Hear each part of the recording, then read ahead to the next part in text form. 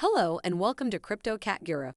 In this video, we will explain why Gary Vee is so bullish on VeVe and why VeVe is the next big thing. You're about to watch Gary and some fellow speakers having a combo about NFT utility. For anyone that's still skeptical about VeVe NFTs or is still having a tough time understanding the point of NFTs, we think this video is really going to help you. If you are new to our channel, please consider to subscribe and like our video down below.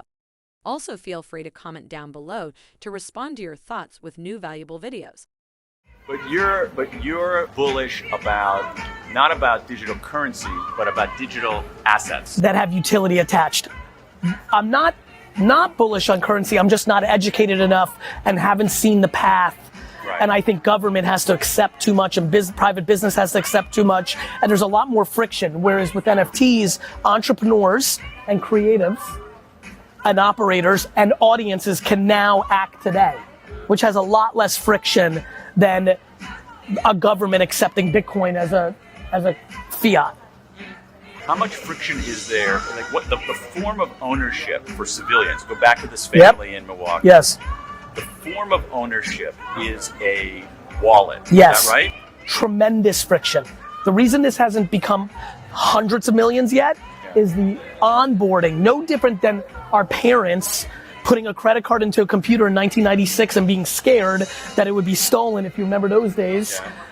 Or my mother in 2022. Fair. Yeah. Or us even figuring, I was a curious kid and just didn't understand Prodigy. I didn't know how to get on the internet. And then Mark Andreessen created Netscape Navigator and typing in an address and enter. So we are still, to your point, and I love the question, it is, even for me, 2 years ago when I'm like, I'm going in, it was like, this is not so easy. What's a seed phrase and being a custodial owner of your state? It was a lot of friction. Right. Over the next decade, that will become the mundane, and that's when it will explode. I think the analogy is really interesting that I hadn't thought about before. Is there a mosaic Netscape there is, Navigator of course. for NFTs? Of course. I believe what I talked about today on stage was this concept of Web 2.5. Everyone's talking 2 and 3. I think there's a chapter here in the next 3 to 5 years where they are the holder of the assets. So it is actually against the philosophy of Web 3. The philosophy of Web 3 is do not allow corporations or others to have control. The problem is everybody loves the wild, wild west, which that is, until you're the one getting shot. People are fucking getting gangstered every fucking hour for real money out there on Web 3. Non-custodial, custodial, there's a ton of shit going on. So we're just so fucking early. But in 5 years, all this stuff is gonna be second nature, all happening on the back end. You're not gonna know what a fucking seed phrase is. It's all gonna evolve. So I've watched people on Twitter go crazy and be Web3 maxis and be like, this is the best, fuck the government, fuck the corporations. And then they get their NFT stolen and immediately they're like, hey government, hey corporation. And so, right? Yeah. And so we're gonna go through this path, but I think your intuition on that insight is right. I do think that the next decade is about education and innovators, whether on the corporate side or the entrepreneurial side, of eliminating friction for the day-to-day. Exclusive cover art from a range of Marvel artists as well. So, there's a lot of items that are only available on VeVe that I think comic collectors will really love. All right, Reese, thank you so much. So much cool stuff. You guys, check it all out. You can download the VeVe app on the Android App Store, on the iOS App Store. It's awesome. Get in there, get collecting, and have fun. Have fun. Yeah, exactly right. Thanks, guys. Really appreciate it.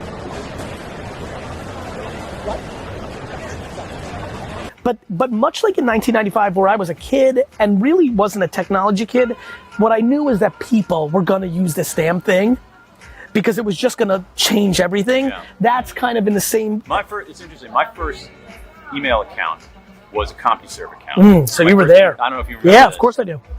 My first email was that 9234? It was like 94. Yeah, makes sense. My first email address was something like 7462985. Phone number. It wasn't even that. Oh, just some numbers? Yeah. At CompuServe.com. I think mine was gnuts at AOL.com. But AOL did that kind of onboarding that made it easier from me and a lot of my friends who are like, I would call us purple. We're not red, we're using political standards. Yeah. We're not red or blue on this thing in Web3, we're purple. We're in the middle. Yeah. We're very bullish, but we're not like the metaverse is here tomorrow. It's all about timing, right? Yeah. When we have thoughtful combos where we're being thoughtful, we always talk about what's the AOL moment. Which organization, which entrepreneur is going to come along and create an onboarding? That makes a lot more sense.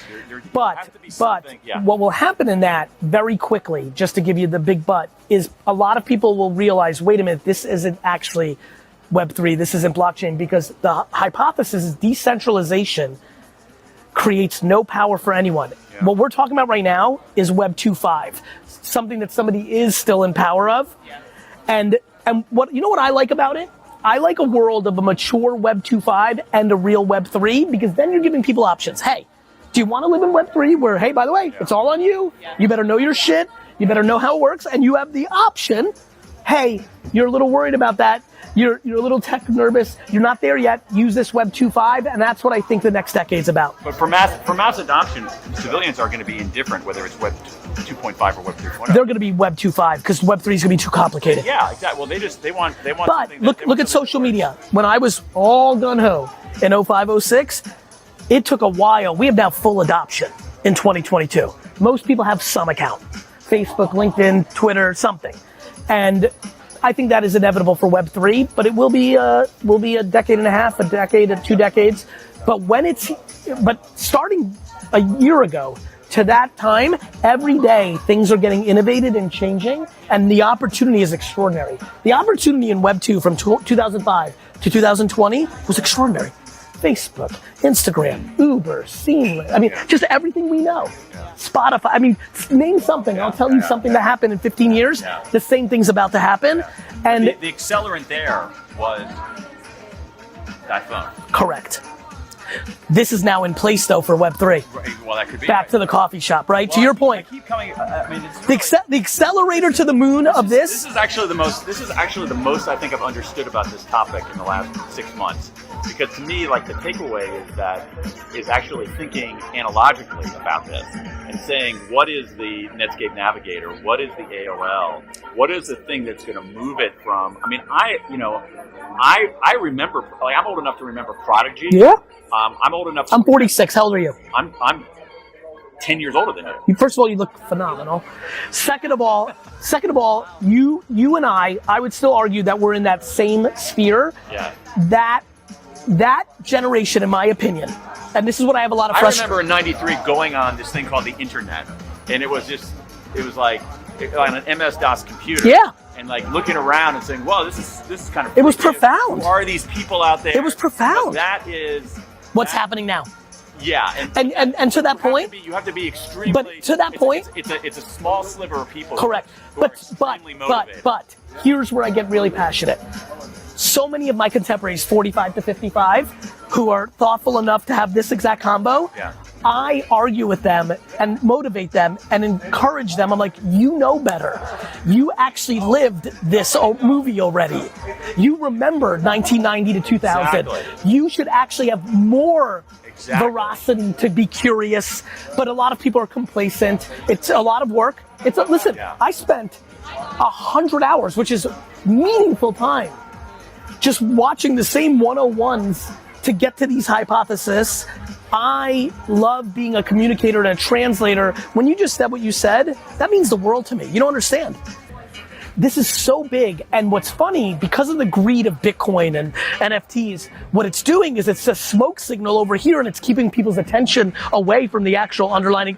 And so to me, I'm like, ooh, as an entrepreneur and as somebody who's got passion to like take advantage, good, bad, selfish, selfless, I'm like, ooh, I have a lot of time because this thing over here is distracting a lot of smart people, which is going to render a couple more years of opportunity to land grab.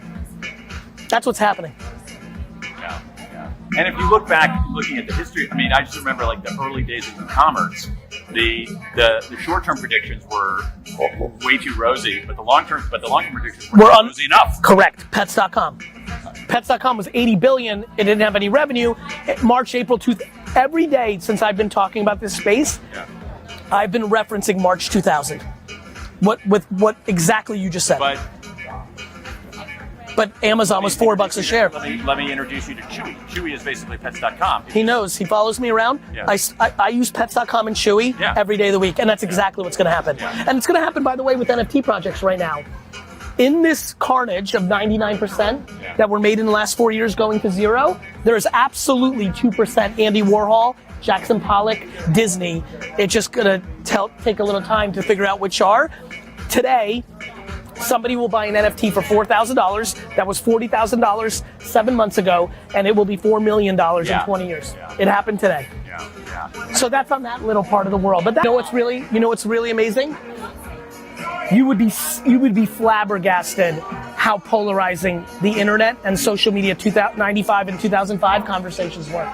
Really? What do you mean? So that's not something that I remember having. People had very strong opinions in 1996, 7, 8, why the internet was not only a fad, but bad for the world. Oh, yeah. Oh, come on. I remember, again. Right, because you were in a different place, you were too young for that. Come on. Okay, here you go. So here's where I'm going to play my seniority card Yeah. here.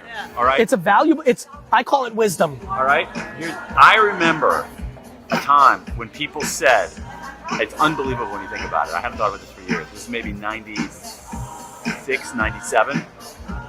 Well, the internet might be a thing, but women won't use it.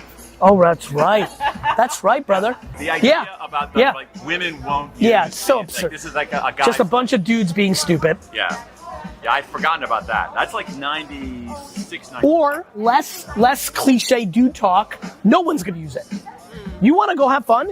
Go Google the internet as a fad and read the articles. I really, really, really hope everybody in this room is really paying attention. Because in 94 and 5 and 6, when I was spitting internet shit, everybody shook their head and nobody did shit about it.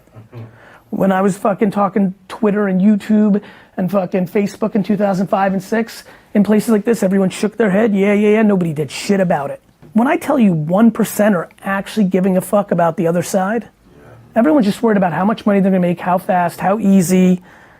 Everyone's in gold rush. Which is why, by the way, the other reason I say that 98% is going to zero is because it is. Because everyone's out here on some fucking Beanie Baby shit, right? Quick flip, let me get mine. Not giving a fuck about somebody spending. I had this one kid, I was like, bro, you're about to try to sell a picture of a fucking turtle with a burrito at his ass for $8,000 a piece, and you don't give a fuck what's gonna happen to the person that spends $8,000 on it in a week. And that's where we're at right now, and it's unfortunate. And what's gonna happen, like to me, I'm pretty excited about it, because what's gonna happen is, shit's gonna hit the fan. Everyone's gonna be like, see, it was a scam, it was a fad. Everyone's gonna walk away and go on to the next thing. And that's when I'm gonna swoop up and really fucking do some damage. I might buy the Knicks and the Jets.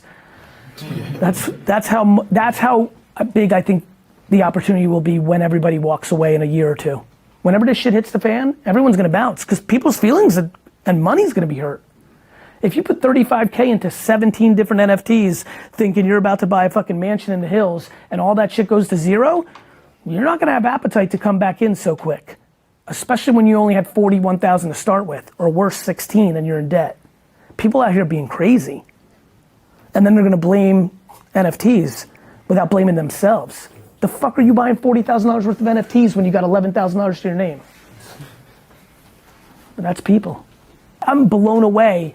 New technologies, like real new technologies, take a while. Let me remind everybody, NFTs hit hard in 2017. Nobody here was buying CryptoKitties in 2017. Like, it takes time for new technology. So it's something people should be aware of. Everybody here should be doing homework, right? We're in class right now, it's homework. It's real homework. But there's a lot of youngsters here, but there's just enough people in here of the age that are gonna know what I'm about to say. Nobody understood how big the internet was in 95. People thought it was the information superhighway. It was like a better encyclopedia, right? That's all it was, a better encyclopedia. I remember telling my friends in school in 97, 98 that everybody was gonna online date, and they laughed. They're like, no, that's for 500-pound fat dudes in their mom's basement. And now everyone's just swiping left and fucking right, sliding into DMs. The shit fucking changes, the world changes. I'm telling you, everybody's underestimating the blockchain. Everybody. It's that big, because everybody keeps thinking it's the internet. It's not the internet, the end. It's as if the internet didn't exist and here came a new shit. But the difference is the blockchain's in place with a mature internet. Right, because if the blockchain came out, my dude, right? If that came out first, and cool, but how the fuck are you gonna get anybody to know who you are? There's no internet. There's no TikTok. There's no Spotify. So you gotta sign with the label because they're gonna print your fucking CDs and they're gonna put you on TRL. So it needed everything. They needed everything: distribution, marketing, and a ledger that could run the economics. Now you got all the pieces. Now it's gonna get interesting. Is an NFT, enter. and read. Like, it was such basic. Everyone here is a little further along, but most of you aren't, and that's okay. You know what it is, but you don't really, like, some of you are listening right now, but you gotta, maybe for you, like for me, YouTube was strong because you give me visual and audio. I can't read I have no reading comprehension. So like, I didn't read anything. It was all videos, audio. I'm very good at micro reading, so I did a ton of Discord and Twitter and just read shit. When I fell in love with CryptoPunks, after like 5 hours of that, then I spent 5 hours literally Googling and searching on Twitter like CryptoPunks scam, CryptoPunks bad, CryptoPunks not worth it. Like, I was trying to find, like, the biggest mistake that people make is they get high on something and then they don't spend a minute on the counterpoint. I do a lot of that because I'm scared to be wrong, because that's my whole thing is this. But when I'm doing my art right now, being right? And so like, I have to do a lot of work before I'm willing to go out here and be, I mean, if this all ends up being wrong, I'm finished with all of you. This has been a pretty passionate rant on this thing. You know, but my track, it's what I love about my track record. It's when like I'm on some new shit, whether it's TikTok or this, and of course you get so much, you know, counter hate. And it was like, yeah, a clock hits right twice. I always go in, I'm like, yo, show me the video where I said something wrong. Because I'll show you all the ones that are right. Show me the wrong ones. Which is why I do so much homework before my reputation is my currency. With that said, we are already at the end of our video. If you liked our content and you want to see more videos like this, please give a like down below and consider to subscribe to our channel. Your Cryptocat-Guru.